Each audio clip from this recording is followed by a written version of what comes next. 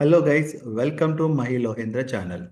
ఈరోజు ఈ వీడియోలో ఇంటర్నేషనల్ టీ20 లీగ్లో 25th మ్యాచ్ అయిన Abu Dhabi knight riders versus Sharjah warriors match analysis and prediction చూద్దాం.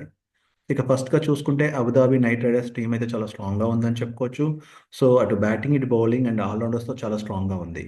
సో ఇక ఓవరాల్గా బ్యాట్స్మెన్ చూసుకుంటే మెయిన్ బ్యాట్స్మెన్స్ వచ్చి మనకి Russell, then Sharafu, Mayers and Kyle Mayers మనందరికీ తెలుసు, మంచి బిగ్ హిట్టర్ గౌస్. సో ఇక్కడ చూసుకుంటే బ్యాట్స్మెన్లో కీ బ్యాట్స్మెన్స్ ఎవరంటే రసెల్, మేయర్ అని చెప్పుకోవచ్చు. వీళ్ళు చాలా బిగ్ హిట్టర్స్, అలవోకగా సిక్సెస్ ఫోర్సెస్ అయితే కొడతారు. సో స్ట్రైక్ రేట్ని అయితే బాగా మెయింటైన్ చేస్తారు. తక్కువ బాల్స్లో ఎక్కువ రన్స్ కొట్టే సత్తా అయితే ఇద్దరు బ్యాట్స్మెన్స్కి ఉంది. ఇక సునీల్ నారాయణ కూడా మనకు తెలుసు.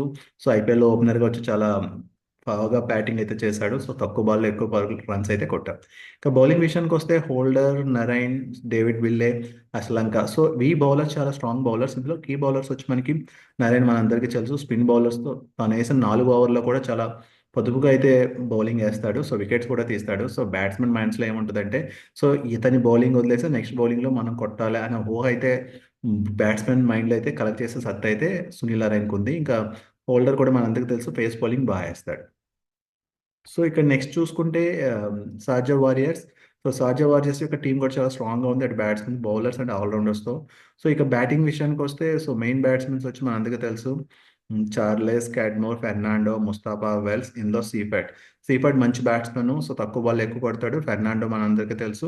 సో ఓవరాల్ చూసుకుంటే సిచ్యువేషన్ బట్టి సో వీళ్ళు బ్యాటింగ్ చేసే సత్తా అయితే వీళ్ళకుంది. ఇంకా బౌలింగ్ విషయానికి వస్తే team Saudi, mile, Siddiqui, Aadhaar. So మంచి స్పిన్ బౌలర్స్ ఉన్నారు, అలాగే పేస్ బౌలర్స్ కూడా ఉన్నారు. సో పిచ్ కండిషన్ బట్టి బౌలింగ్ వేసే సత్తా అయితే వీళ్ళిద్దరికీ ఉంది. ఇక స్టాట్స్ చూసుకుంటే ఈ మ్యాచ్ వచ్చి జనవరి 30, 2025 8 PM అయితే మ్యాచ్ స్టార్ట్ అవుతుంది. షార్జా క్రికెట్ స్టేడియంలో అయితే జరుగుతుంది, షార్జాలో. సో టీం యొక్క లాస్ట్ 5 మ్యాచెస్ ఫామ్ చూసుకుంటే షార్జా వారియర్స్ వచ్చి లాస్ట్ 5 మ్యాచెస్లో 4 మ్యాచెస్ లాస్ అయ్యారు, 1 మ్యాచ్ నెగ్గారు. అలాగే అబుదాబి నైట్ రైడర్స్ వచ్చి లాస్ట్ 5 మ్యాచెస్లో 3 మ్యాచెస్ అయితే ఓడిపోయారు, 2 మ్యాచెస్ అయితే నెగ్గారు.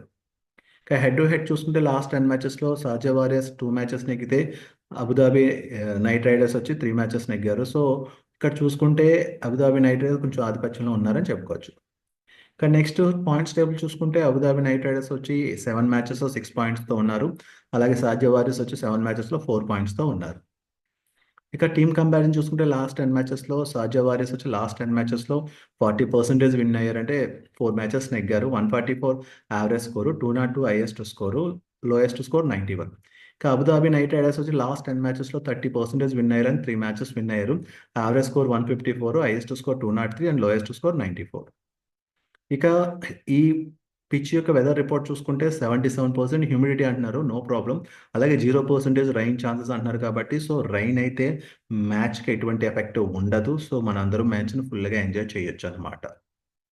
నెక్స్ట్ వెన్యూ స్టాట్స్ చూసుకుంటే లాస్ట్ 12 మ్యాచెస్లో ఫస్ట్ బ్యాటింగ్ చేసిన టీం 25% విన్ అయితే సెకండ్ బ్యాటింగ్ చేసిన టీం 75% విన్ అయింది. సో దీన్ని బట్టి సో టాస్ అయితే కీలకం అవ్వచ్చు. సో టీమ్స్ వచ్చి సో ఫస్ట్ ఎవరైతే టాస్ నెగ్గారో వాళ్ళు బౌలింగ్ అయితే తీసుకునే అవకాశాలు ఎక్కువ ఉన్నాయి. Average first inning score 149, average second inning score 140. Highest total వచ్చి 202 ఫర్ 5 వికెట్స్, లోయెస్ట్ టోటల్ వచ్చి 74 for 10 wickets. Then highest chaser వచ్చి 202 ఫర్ 5 వికెట్స్, లోయెస్ట్ డిఫెండెడ్ వచ్చి 180 ఫర్ 7 వికెట్స్.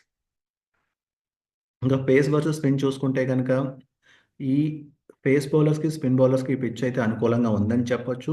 సో ఇక్కడ పేస్ బౌలర్స్ 58% అయితే 58 వికెట్స్ తీశారు. స్పిన్ బౌలర్స్ 42% అంటే 42 wickets తీశారు. So comparison చూసుకుంటే కొద్దిగా పేస్ బౌలర్స్కి ఆధిపత్యం ఉంది. బట్ టీమ్ కాంబినేషన్లో బోత్ బౌలర్స్ అయితే ఇన్వాల్వ్ అయ్యే ఛాన్సెస్ ఎక్కువ ఉన్నాయి. సో ఇది ఓవరాల్‌గా ఈ మ్యాచ్ అనాలిసిస్ అండ్ ప్రొడిక్షన్.